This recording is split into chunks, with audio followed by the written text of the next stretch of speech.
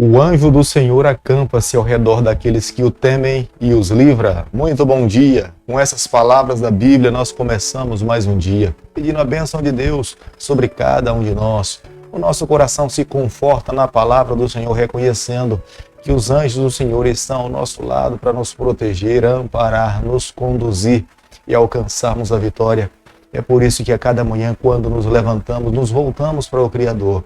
Colocamos todos os nossos sonhos, ansiedades nas mãos dele, permitindo que ele nos abençoe e esteja ao nosso lado.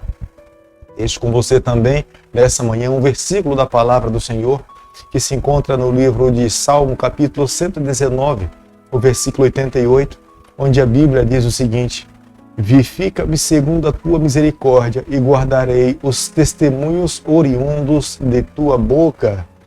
Vivifica a cada dia é o que a palavra de Deus faz pela nossa vida. Ela nos renova, ela nos transforma, ela nos concede força, ela nos leva até Jesus Cristo. E vivendo dessa forma nós somos transformados. A palavra de Deus é luz, a palavra de Deus é graça para cada um de nós. A cada dia nesse canal nós estudamos um capítulo da palavra do Senhor.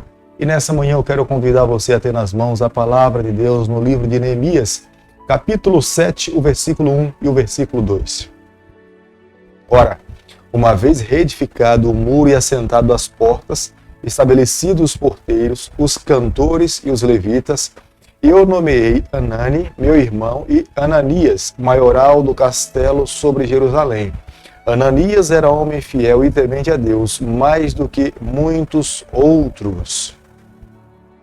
Foi exatamente 52 dias, o tempo suficiente para que todo judeu que estava dentro da cidade pudesse reconstruir os muros da cidade de Jerusalém.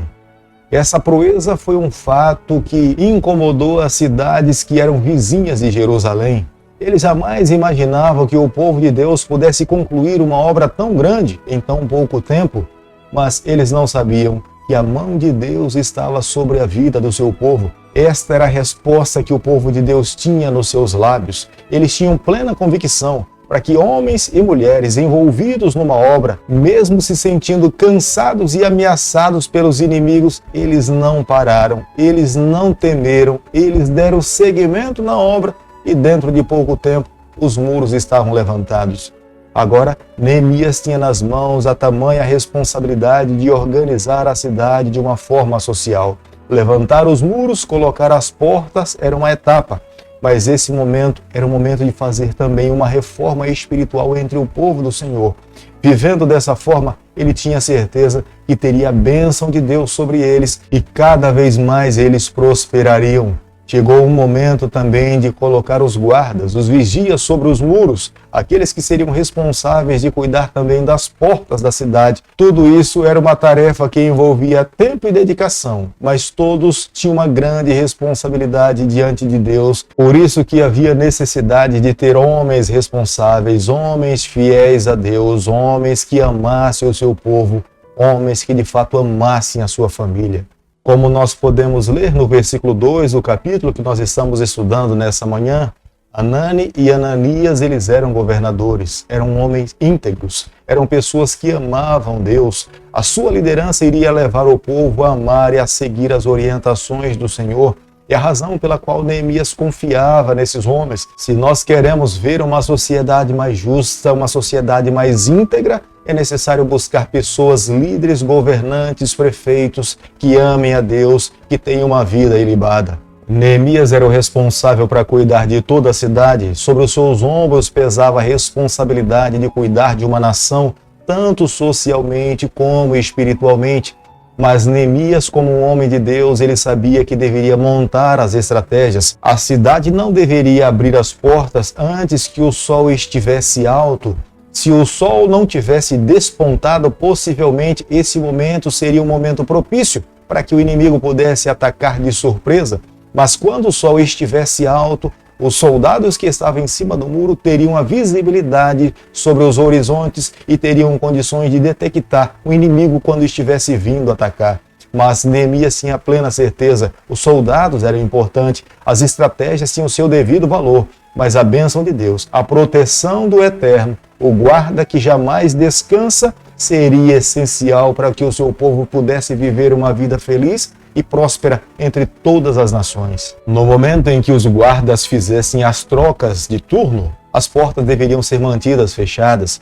Se possível, um inimigo atacasse, não apenas os soldados deveriam defender a cidade, mas todas as pessoas, todos eram convocados para se reunir, pegar as suas espadas, as suas armas e lanças e defender a cidade de Jerusalém.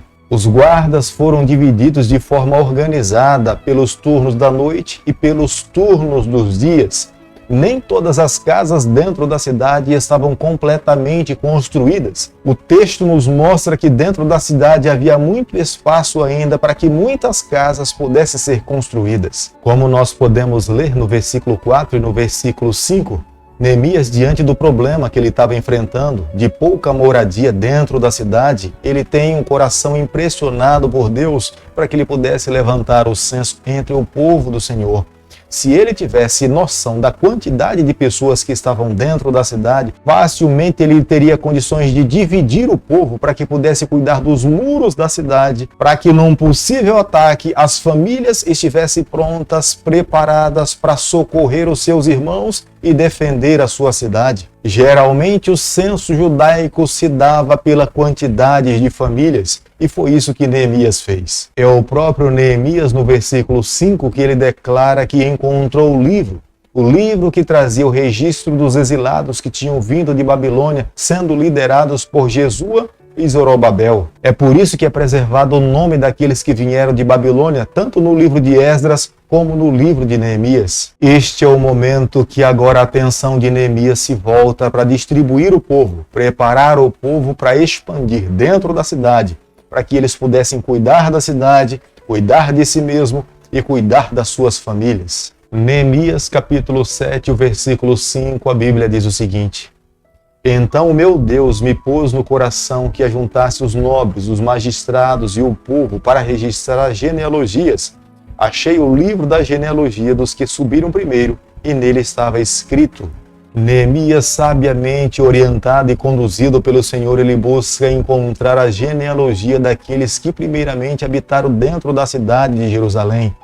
Aqueles que emocionalmente tinham um vínculo com essa cidade. Essas famílias poderiam estar morando em outros países ou em outras cidades, mas Neemias busca contactar com essas famílias para que, mais uma vez, ele criasse condições para que essas pessoas pudessem se estabelecer dentro da cidade de Jerusalém e pudessem repovoar a cidade de Jerusalém. Ele buscava famílias que tivessem um vínculo espiritual com o seu povo ou que no passado tivessem desenvolvido algum tipo de comércio dentro de Jerusalém.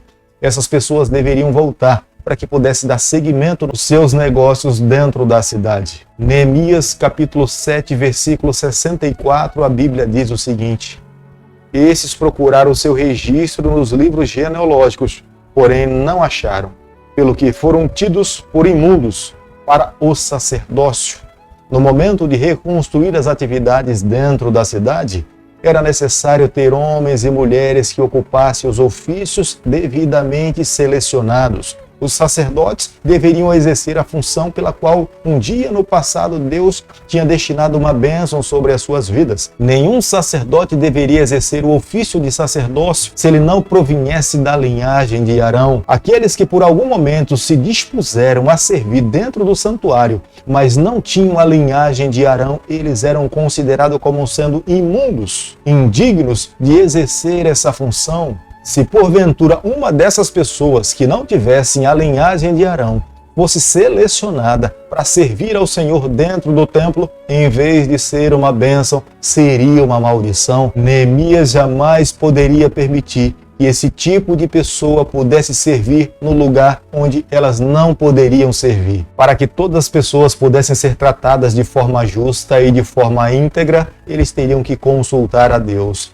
E Deus permitiu que eles pudessem consultar ao Senhor através do Urim e Tumim. Era uma pedra que ficava na estola sacerdotal do sumo sacerdote e eles então consultavam a Deus, e Deus se manifestava através dessas pedras que estavam na estola sacerdotal. Somente aqueles que eram separados exclusivamente para esse ofício, que tinham a bênção de Deus, é que poderiam comer da comida sagrada, dos sacrifícios oferecidos para o Senhor, dos pães que eram consagrados na mesa da preposição. Nenhuma outra pessoa teria direito de comer esse pão se não fosse exclusivamente santificado, preparado, tecnicamente chamado por Deus para esse santo ofício. Não é diferente nos dias em que nós estamos vivendo. Deus tem chamado todas as pessoas para que possam servir a obra do Senhor nos dias em que nós estamos vivendo. Nos últimos capítulos da história do planeta Terra, Deus precisa de todas as pessoas. Hoje em dia, ninguém pode se considerar como sendo membro do corpo de Cristo se essa pessoa não estiver envolvida na obra do Senhor. Independente do dom que você possa ter, independente do dom que você possa ter desenvolvido na sua vida, todos nós somos chamados a servir, a trabalhar para Deus. Se cada um de nós desempenharmos as nossas obras diante do Senhor, tenha certeza que a bênção do Eterno estará sobre a nossa vida e nós alcançaremos cada vez mais horizontes, mais pessoas para o reino do Senhor. Querido amigo, nessa manhã, ao concluirmos o estudo do capítulo 7 do livro de Neemias, eu e você, nós precisamos guardar no nosso coração a seguinte verdade. Neemias teve uma grande responsabilidade em levar um povo a reconstruir os muros da cidade. Logo depois, em seguida, o segundo passo foi levar pessoas a cuidar dos muros e das portas da cidade. Mas eu e você, nós somos chamados a preparar o nosso coração para que um dia nós possamos morar na cidade celestial criada pelo nosso Deus, a Nova Jerusalém. Ali não haverá necessidade de ter guardas, porque o próprio guarda dessa cidade é o nosso Salvador Jesus Cristo. Ali não haverá necessidade de construir um santuário, porque Cristo será o santuário vivo que estará entre nós. Ali não faltará moradia, porque o nosso Deus nos garantiu que a nossa casa, que o nosso lar está preparado e que todos nós teremos a alegria de nos apossarmos dessas casas. O que não pode acontecer conosco é termos o desejo no coração de permanecermos em Jerusalém, como muitas pessoas naquele período ficaram em Jerusalém, ao ponto de Neemias ir em busca dessas pessoas para que pudessem repovoar Jerusalém. O desejo de Deus é que todas as pessoas que estão sob a face dessa terra tenham o desejo no coração de aceitar a Jesus Cristo. É a única senha segura para ter acesso, para ter direito de entrar na cidade pelas portas e morar com o Senhor por toda a eternidade. Por isso, o convite de Deus é para mim e para você. O que eu e você temos que fazer hoje é aceitá-lo, é recebê-lo e permitir que ele conduza a nossa vida. Há um convite amigo para mim e para você até que ele venha. Nós não sabemos quando ele virá, mas a certeza nós temos no nosso coração que ele virá. Quando ele vier, ele irá nos encontrar prontos, preparados para vivermos com o Senhor por toda a eternidade. O meu pedido a Deus nessa manhã é que ele nos encontre prontos e preparados, com o nosso coração conectado com o Senhor, para que recebamos a bênção de Deus e vivamos com o Senhor por toda a eternidade. Querido Pai, nas tuas mãos nessa manhã nós nos colocamos, confessamos as nossas falhas, nós abrimos o nosso coração. Nós queremos ser do Senhor por toda a nossa vida. Fica conosco no decorrer desse dia. Derrama sobre nós a tua bênção. É o nosso pedido e a nossa oração. E nós fazemos em nome de Jesus. Que o Senhor te abençoe e te guarde.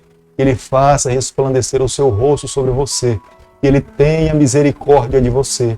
Que sobre você nessa manhã Ele levante seu rosto e conceda a sua paz em nome de Jesus. Amém.